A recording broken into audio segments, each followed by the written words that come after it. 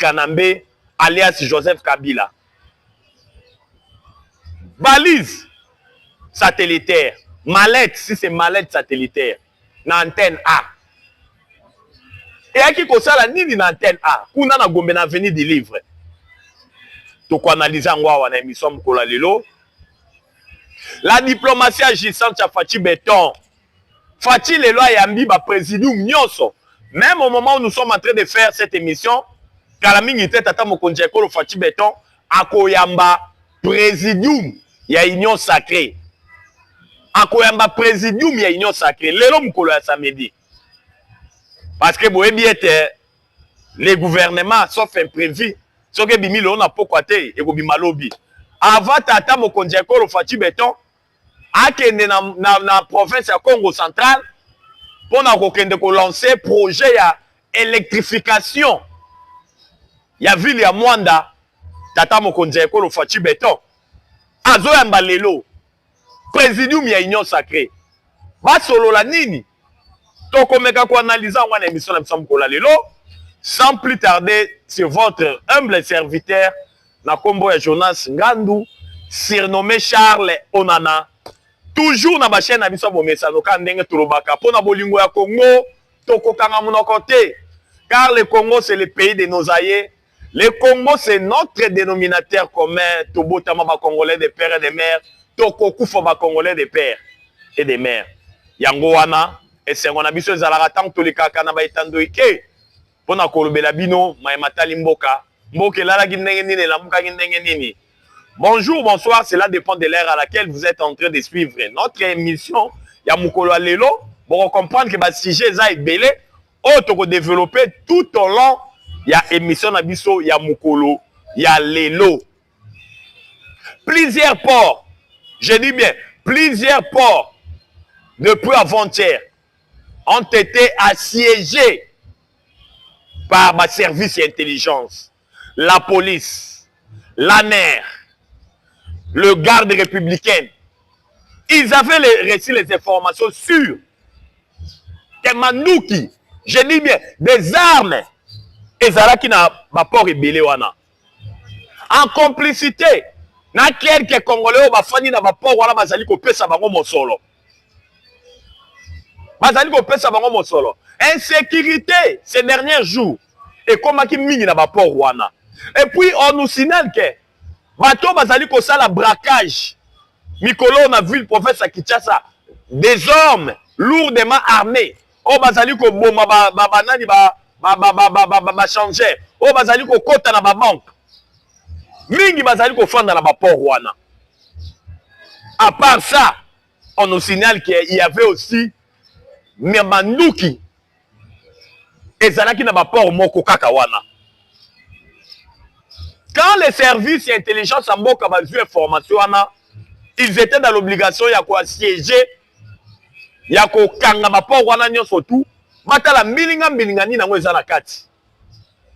Mais plusieurs arrestations. Je dis bien plus de 747 personnes ont été arrêtées, dont 21 femmes ont été arrêtés. Tout ça, ça prouve à suffisance sur le Lenge Kani. Complot ezalaki na grand nanini ezalaki tellement profond, vous n'aurez même pas l'idée.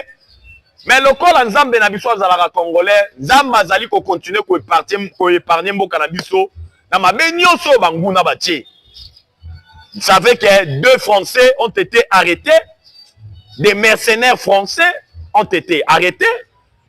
Bazali kuna na ba service et intelligence bazali koyoka bango.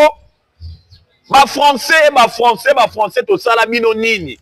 France to sala bino nini o ezali ko kamba mepa ya monsieur Macron. Bon si bo pesa Rwanda déjà nini secrétariat ya francophonie. To sala bino nini ba français. To sengi na émission lelo na ba congolais de père et de mère o bozali ko landa biso bo partager, bo liker, bo aimer, bo partager yango.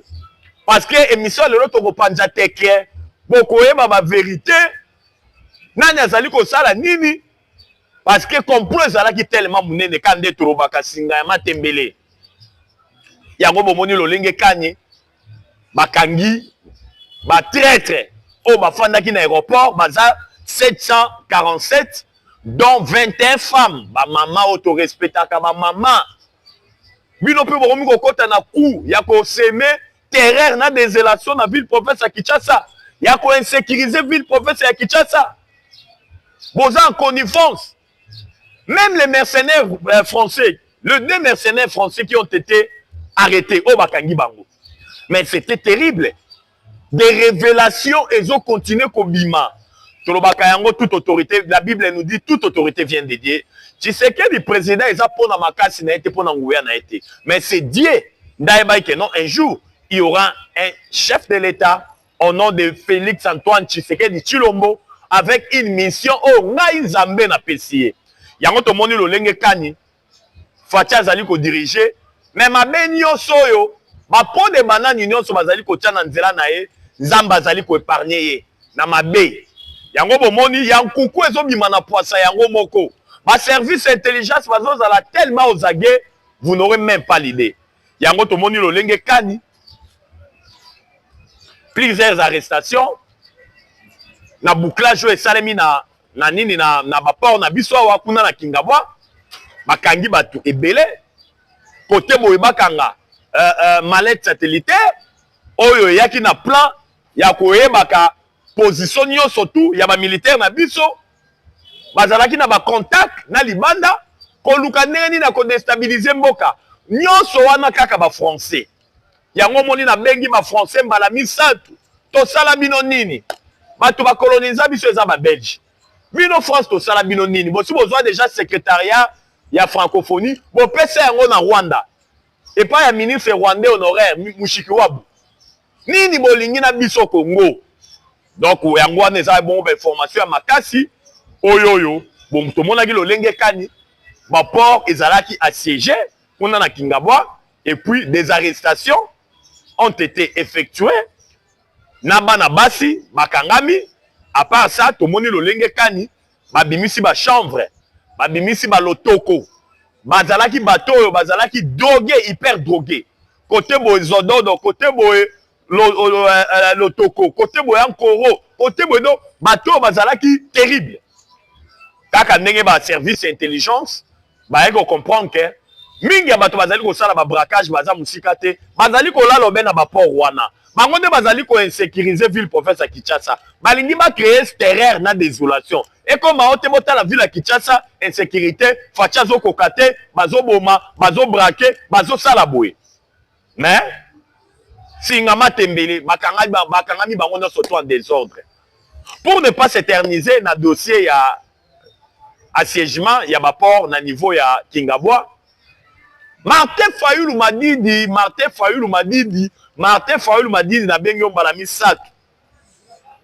Tshisekedi patin, Tshisekedi pakebo, Tshisekedi elilingi ya pamba. Wana ezalaka bongo maluba ya kala ya Martin Fayulu Madidi. Eza juste pour kosekisa bino. La politique elle est dynamique. Politique ezala statique te. La politique elle est dynamique. Ba ennemi dans la politique, il n'y a jamais eu des amis permanents. Il n'y a jamais eu des ennemis permanents. Mais la politique est basée par les intérêts. Elle est vraiment dynamique. Toka moite tant que mon alelo Martin Fayulu na camp de la patrie. Toka moite tout mon alelo Martin Fayulu. Azali ko senga primature. Politique est combien lengi? Martin Fayulu Madidi azali ko senga primature. Alors bi fachi mettons mwana mboka o ezali kambo ba congolais o ezali kambo ya camp de la patrie na obe primature. Fayulu Madidi azo senga kaka primature. Alors bi ye faut fanda wana loko la première ministre. Mais na gouvernement nini? Parce que ya makasi faut te ba congolais de père et de mère. D'après les informations à notre possession, Madame Judith Toulouka Souminwa, l'actuelle première ministre, a koki kozala reconduit. Nalobi a koki kozala reconduit comme première ministre. Malgré ma tractation eza, malgré ma kambo fandina bien été. Ouais, il faut tout le bayango. A koki kozala reconduit na Souminwa D. Parce que La politique, ma carte échangera à tout moment. Ma donne échangera à tout moment. Mais Martin Fayulu m'a dit dans le binga, il y a bien primature. Na lingi ba benga ngai premier ministre. Na yebisa rabino ba congolais de père et de mère que classe politique ya mboka na biso photo changer yango. Ba tout soki ba ke kokutala na tata mokonzi ekolo. Tango yokaka mokonza ya mbabiso, mokonza ya mbabiso. Parce que au finish, après avoir koyamba bino, chinto ebimaka. Mutangila mo oloko ebimaka. Oloko wana tangu mutu ameli mo dole, azu yango ameli dole, a changé makanisi. Yango na lobaka yango, la plupart des politiciens bozali komona bazalaka na pona ba intérêt na bango moko na ba famille na bango. Koloba o baloba na kombo peuple, c'est du poudre aux yeux, c'est du mensonge. Ba yela ka positionnement, batala ka lolenge kani batondisa ba poche na bango. Parce que Martin Fayulu m'a dit na rappelé bino. Na lobi politique ezala dynamique. Autrefois, Fayulu a finga fatina ba kombo nyonso. C'est tout à fait normal, c'est la politique. Mais dorénavant, Martin Fayulu m'a dit avec quand de la patrie na ya lobi, ma pe ça est primature. Mais ma pe ça est primature, il a posé des conditions. Il faut qu'il y ait un dialogue inter-congolais. Na initiative ya Basango. Après avoir Kosolo là, il y a soit primature. Le moment n'est pas propice. Bon partager nan, bon partager misobo aimé, bon like tento panja teke. La musande ko partager formation to panja siko teke. Parce que musala na biso eza koloba. Il faut vous aller informer. Martin Fayulu m'a dit à sengi primature. Mais à conditionner yango na dialogue intercongolais bis. Vous voyez que premier dialogue ils allaient na San City et botela biso gouvernement 1 plus 4. 4 vice-présidents na président moko Hippolyte Kanambe. Dialogue intercongolais salement na mboka Afrique du Sud kuna na San City et memela biso brassage na mixage. Ba Rwandais nyoso bazalaka na RCD Goma. Bango nde bayaki okota na FARDC. Yango zomona notre armée ebundaka lokola une armée conventionnelle te. Mais ebundaka lokola une armée ya ba groupe armé, basangisi, brassage mixage. Des replis stratégiques à tout moment. Vente ya ba effet militaire. Traîtrise, vous n'aurez même pas l'idée. Parce qu'un militaire très bien formé, oya loba ete na kowa pona ekolo. Un vrai Congolais de père et de mère. Akoye ko trahir mboka na ete. Likolo ya makuta. Likolo ya falanga. Mais lelo oyoyo. Tomoni lolenge kani. Traîtrise. Eza na niveau moko oyo vous n'aurez même pas l'idée. Dialogue. Oyo Fayulu m'a dit nazali ko conditionner pour ya kota na gouvernement. Et kambama na basango. Nde ya kokota na gouvernement. Mais d'après les informations de notre possession, on aurait un gouvernement. Soumis à des. Oh, on va travailler pendant 6 mois ou bien 1 année ou bien 8 mois. Parce qu'il y aura un dialogue intercongolais dans ces pays. Retenez la date d'aujourd'hui. Il y aura un dialogue intercongolais. Mais quand on a un format, on va s'en balingiter. On va préparer déjà nyonso. Et qu'on a un format, on va s'en voter. Et qu'on a un format, on va initier par Tata Mokonje Ekolo. Fachi Béton. Étant donné que Yende Congo Mobimba va voter qui est. Tolobaka toza ba Congolais. Tokoboma na pona mboka na bisoté. Parce que il y a Congo baza ebele. Il y aura un dialogue intercongolais. Oyo kosangisa ba Congolais nyonso tout de père et de mère. Oyo et comme ma biso na gouvernement il y a d'union nationale, on sera dans l'obligation à kokende na transition. Mais gouvernement Judith Tuluka Soumino a des ezobima. Sore bimi milelo te ko bima pe lobby. Sore bimi lobby te et ko bima semaine prochaine. Malgré plusieurs ministres qui ont travaillé bien té na gouvernement sortant oya Judith Tuluka Soumino. Ba ke ba salisi bazui ba féticher tina ba gamo na ba Sénégal na Mali na ba hôtel ebele awa bazali ko sinali biso na ba hôtel ke ba féticheur ya ministre tel ya ministre tel bato ba travailler ki bien te bazwi ba féticheur ti na ba Sénégal misusu ba loger bango na ba hôtel na villa moye to tanga kombo ezate poto ko sala ba hôtel na ba publicité ba hôtel a minene hôtel délégation ya ba na kota ministre tel mais hôtel batongo baza loger na kati hôtel na ba serveuse baza na kati hôtel bango bazo lela wana nyonso baza na posa bazonga na gouvernement soumino ade mais baye na ba féticheur baye na ba médium basala ba incantation ba voter Fachi Beton po bango il faut bazala ko ba ministre bazonga lisu ba ministre na soumino ade yango to sengi na Fachi Beton matisa degré à losambo pour ba gris ba ministre tout ba travailler bien te ezoyote ba congolais de père et de mère mais bi que vous allez ko landa biso partout na ba itando eke boyebi ba ministre oyo basali musala ya malunga boyebi bango baleki pas même disent baleki disent des ministres qui ont travaillé d'arrache-pied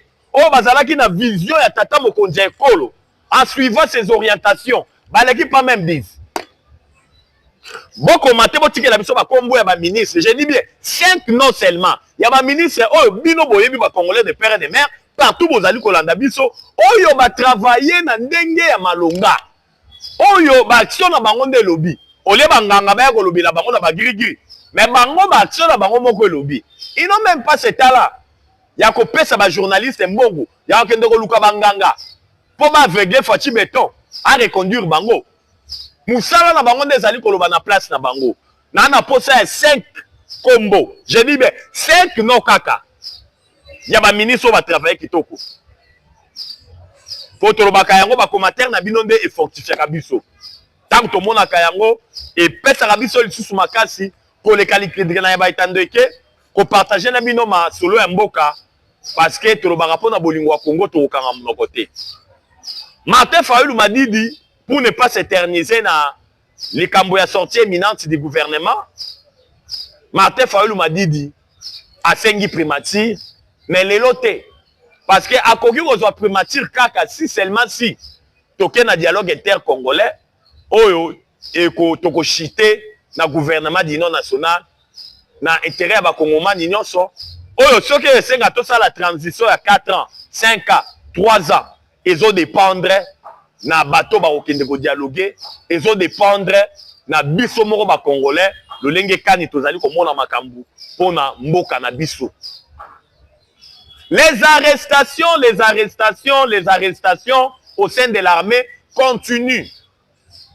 La semaine passée, le chef d'état-major Gilles Banza a instruit dans le service nyonso ya frontière, na armée mobimba, aucun officier supérieur à Kobima Libanda Congo te. Décision ne uti wapi, motivation et décision na e uti wapi ba Congolais de père et de mère. Il y a eu confrontation. Boyebi keti lelo le général Chiwewe azali toujours na mukamate ma service intelligence et ils ont continué koyoka la chef d'état-major le général Chiwewe. Le général Franck Tumba, le faiseur des généraux, c'est lui qui chuchote à l'oreille, sous l'oreille des chefs de l'État. Le général Franck Tumba, toujours incarcéré, aza toujours sous audition, bazali koyoka toujours dans ma service intelligence.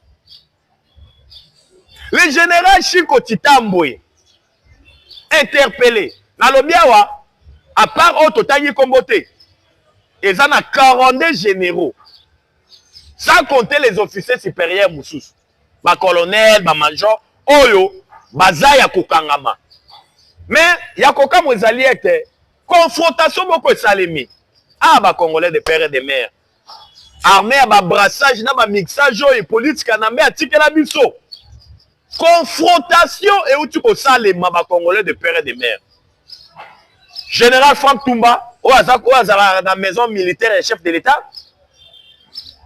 La chef d'état-major, le général Chiwewe. De l'autre côté, général Chiko Titambo. Confrontation. Tout ici, bango mitou balobi ale bolobana. Chico a demandé dans général Chiwewe, alors mon général. Ah, bah Congolais de père et de mère. Pour partager mission, to panzateke. Yakobo Mbeza souté to lobobe vérité. Marambo ba secret d'état non. Ba Congolais faut ba ba vérité. Pour ba to baza la surprise tangu likambo mabe yaka. Batala ba traître baza banani. Ba Congolais de père et de mère. Confrontation générale Chiwewe. Franck Tumba, de l'autre côté, le général Chico Titambo. Basali confrontation. Chico a tourné l'ancien chef d'état-major, le général Chiwewe. Aïe mon général. Nani abandé ko pesa biso ordre. Tout ça là toujours ma repli stratégique. Nani abandé ko pesa biso ordre. Tout ça là toujours ma repli stratégique. Parce que vous voyez que le général Chico Titambo azalaki commandant ya 3e zone de défense. Et si ka oyo Pacifique Masunzu azali ko contrôler oyepe ba tu ko longola e. Pacifique Masunzu azali 50% congolais, 50% rwandais. Général Chico Atouni, l'ancien chef d'état-major, Christian Chiwewe. Mon général, nana on a sa ordre tout ça la repli. Bon, on a FARDC, repli stratégique. Ezaki repli stratégique, ezaki ne mangweri. Baba ne ko kima, tamba esi bango ke bo sala repli, bango pe ba kimi na bango. Bo sala repli ba kimi. Yango bomoni. Et ça là qui était armée rwandaise dans le M23, bazo ba portion minene ya ba village, ya ba localité. Ba contrôler ba portion minene ya ba territoire. Parce que kaka ndenge tolobaka, notre armée zala qui caractérisée par la traîtrise et l'infiltration. Mais le général Chiwewe, pasteur de son état, n'a pas trahir Nzambete, n'a pas trahir Fatima Tote, en pleine quitte dans l'église naïe. Na on appelle bino maloba au général Chiwewe wanda koloba. Zokande na CC, ba Congolais de père de mère toke ba na minoko bato hein. Minoko ya bato il faut toke baka. Je ne peux pas te trahir. Hein? Sauf que la ndolo koana, vous serez surpris. La vigilance doit être de mise. Moutoizo nourrir yo na ba espoir na maloba malabu. Zalara na être prudent. Zalara na être vigilant. Oko surtout comme Gomsu solobi ah kaka yo mto banda koloba na ngaboe. Et vous allez trop tard. Donc la mise sur feu à la gare. Mise sur la kaga. La vigilance doit être de mise. Yango omone lo lenge kani. Confrontation salemi. Chico Titambo, Franck Tumba, général Chiwewe. Nan qui donnait l'ordre tout ça la repli stratégique. Chiwewe bouche B azwe bolon a olobate. Yo Franck Tumba. Tozaki na ba Sukhoi, tozaki na ba armement. Pourquoi vous rendez obligé de utiliser Kayango? Estokama na ba dépôt, tangu monguna ko benga na biso esikana, aye ko zo yango nyonso. Alors que tozaki na capacité nyonso ya ko utiliser ba armes lourdes. Regardez ce qui s'est passé à Goma. Tangu Goma koyaki. Des armes lourdes, des munitions. Nyonso wana ezalaki récupéré par les M23. Sukhoi na biso moko ezwaka masasi. Oh, drone rwandaise et bombardaka na aéroport ya Goma. Et kotaki na kati ya chantier moko wana na dépôt moko wana. M23 a récupéré yango to tikala na Sukhoi moko. Très triste d'un niveau moko vous n'aurez même pas l'idée. Au lieu de faire évacuer même babiloko wana non stango monique ennemi azo progresser vers la ville. Bon tiki yango ekweya ezala à la merci à ennemi pour manduki oyo ba contribuable congolais bazali ko somba pour lobi kuna ezala utiliser contre l'armée congolaise. Contre les Congolais, pour les Congolais. Ça fait très mal, hein, tant que bête en masolo à Congo. Il y a un moment au sein de la Fachi Béton, hein, nous voulons une réforme au sein de l'armée. Tous les généraux, oyoyo. Parce que dans le cas normal, Togo Komatina a plus de 100 généraux. Dans le Congo, on a plus de 150 généraux. Même temps, on a tout le monde a bilo côté. Nous avons nini, brassage na mixage. RCD Goma a tindi 80 généraux. Jean-Pierre même na MLC na ya tindi 40 généraux. Oh Hippolyte Kanambe Kabila a continué ba généraux na ya. Yango bozo mona une armée ya ba officier supérieur. Ba affairiste, des hommes d'affaires. Bazalaki na ba carré minier partout. Kabila envoie misaki bango po ba simba pouvoir na été. Maintenant on Fachi Beto l'obité. On doit mettre les choses en ordre.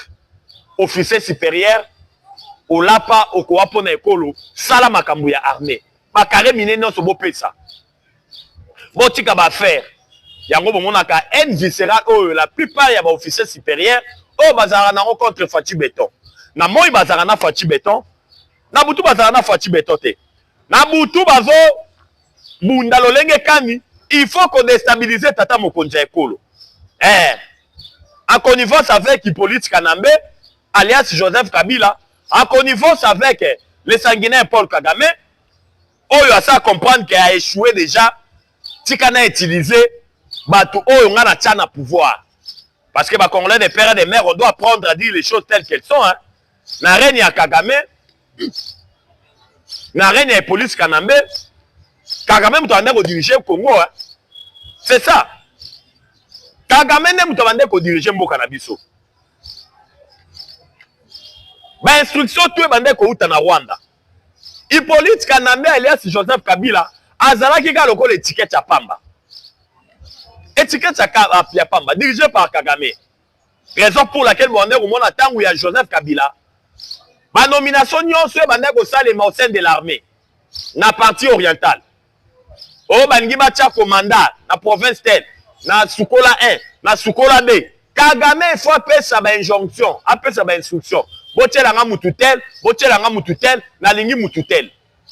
Yango na lobaka yango matin midi soir. Tangu les deux armées, ougandaises et rwandaises, va s'affronter na ville martyre.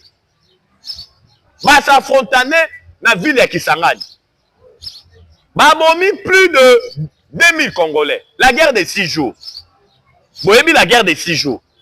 Mais au Romona, tangu esenga ki to funda, fa to funda gouvernement rwandais na gouvernement ougandais. Mais to funda kaka gouvernement ougandais, yango bomona gouvernement ougandais afuta biso mbongo oyo lelo bakangeli Constant Mutamba. Balobi ka détourné. Il faut être origine, ya mbongo ba fundeli Constant Mutamba. Si c'est 19 millions de dollars. Eza mbongo yo Uganda afutaki aindamizaki bandeko na biso bakufa na guerre de 6 jours oyo babunda na armée rwandaise na armée ougandaise en pleine centre-ville. Ya Kisangani.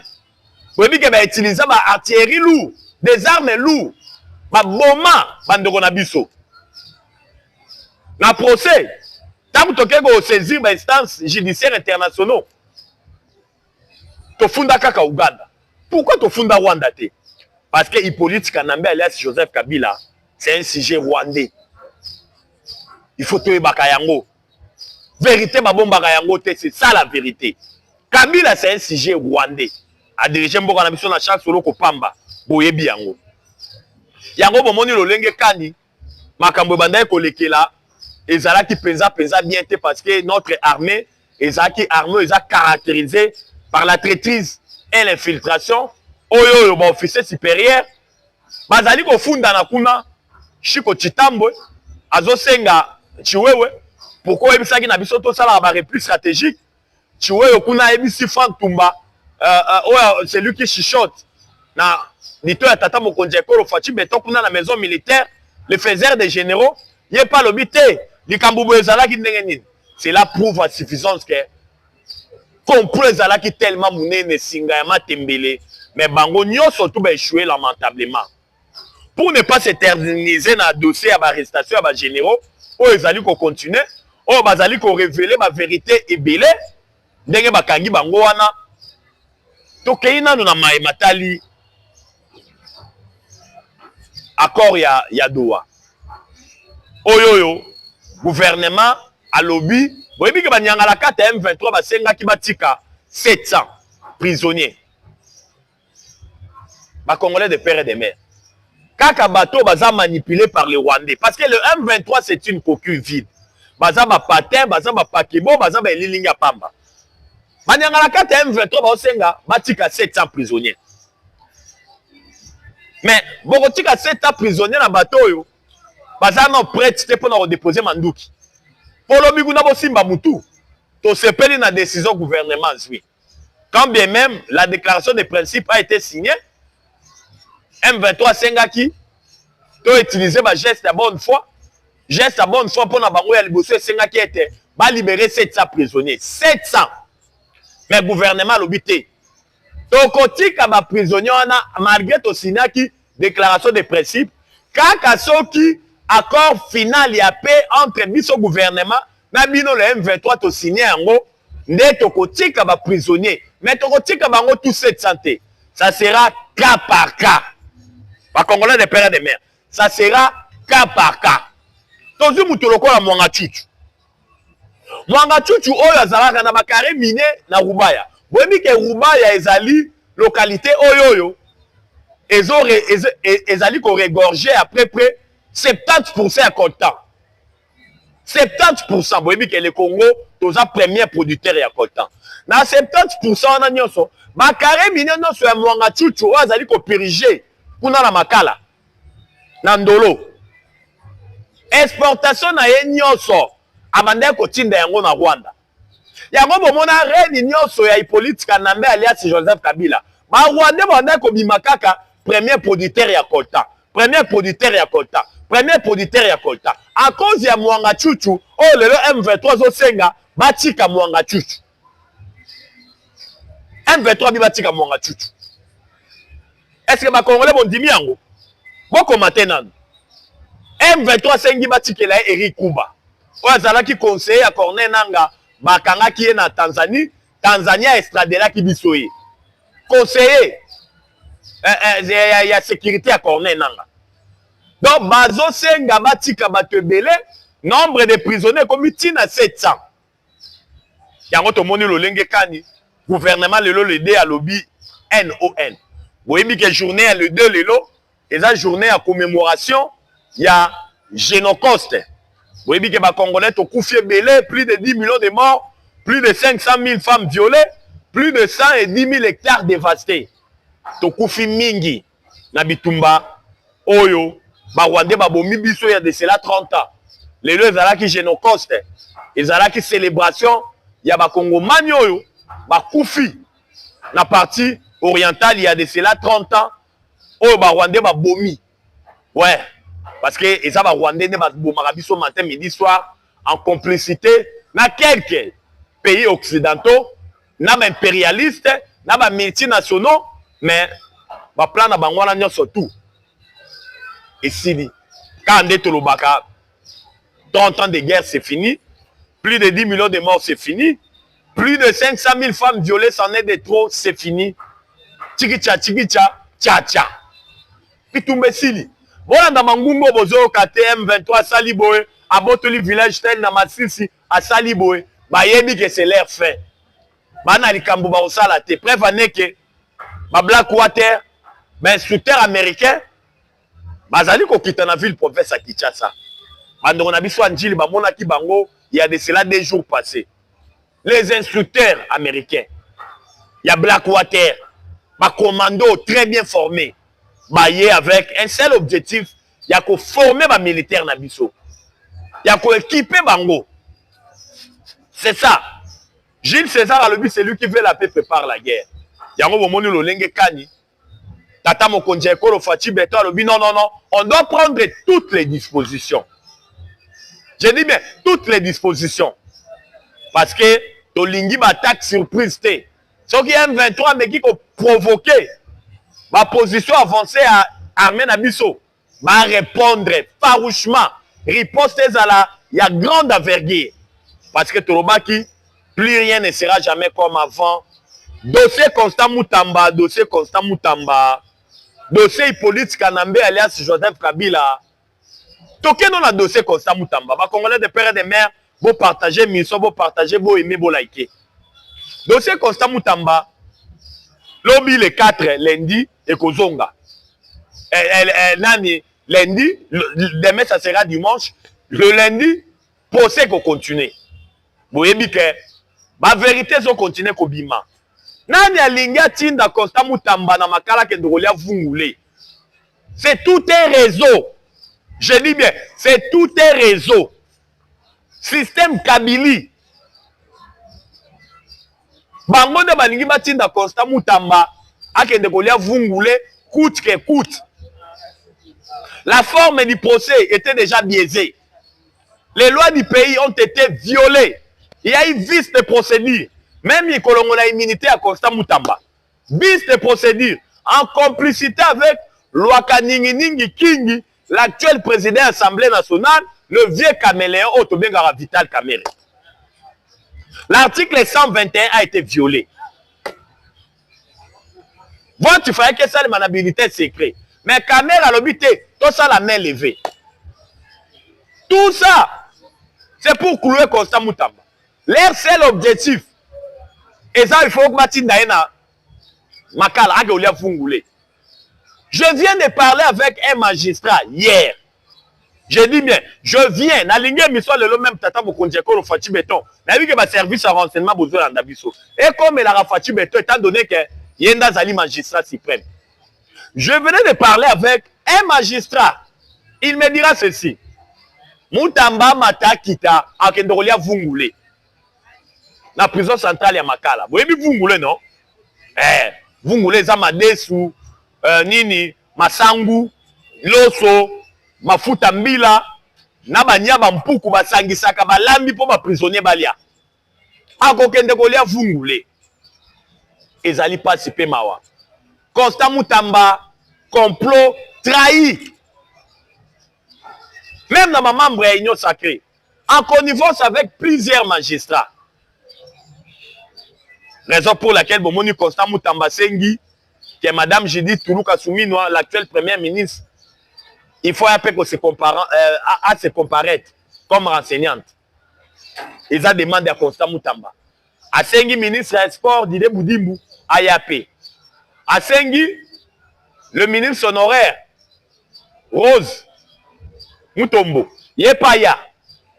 Parce que, à la Kisi Lolenge Kani, à Zouaki autorisation, il y a ko dima marché de gré à gré. Il y a ko pour la société et Tonga, prison centrale ou à Kisangani. À Zouaki autorisation, il y a hiérarchie.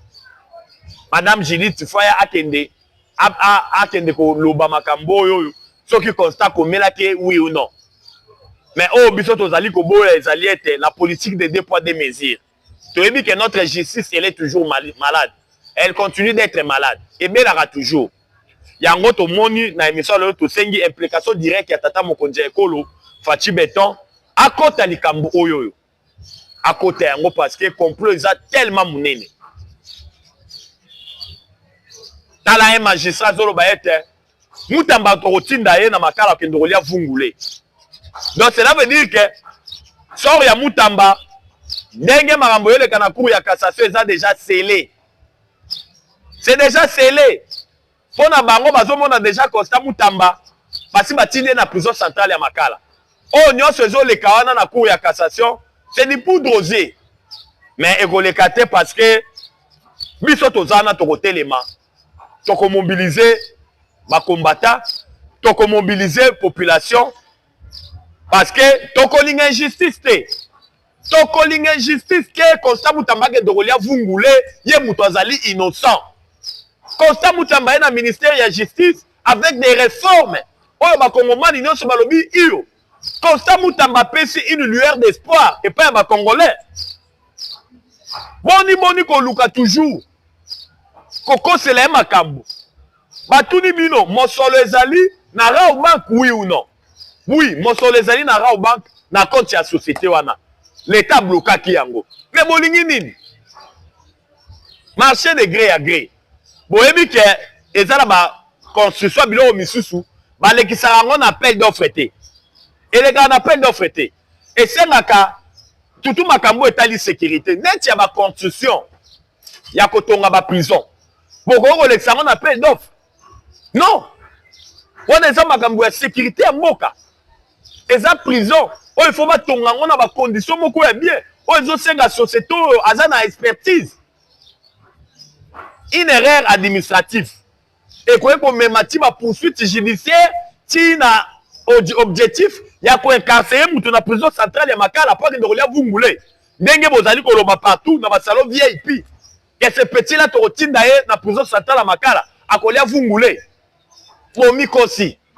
Tu as vu que les système Kabili, oh, bazali ko travailler le long na Fati Béton, pour tolo bakayango. Un Kabiliste a koyi okoma jamais Tshisekediste. C'est faux et archi faux.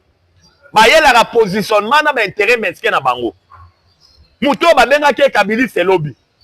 Les lois comme Tshisekedi, mais c'est du poudre aux yeux. Un kabiliste restera toujours un kabiliste. Un Tshisekediste restera toujours un Tshisekediste. Bon, t'as la traîtrise de la trahison.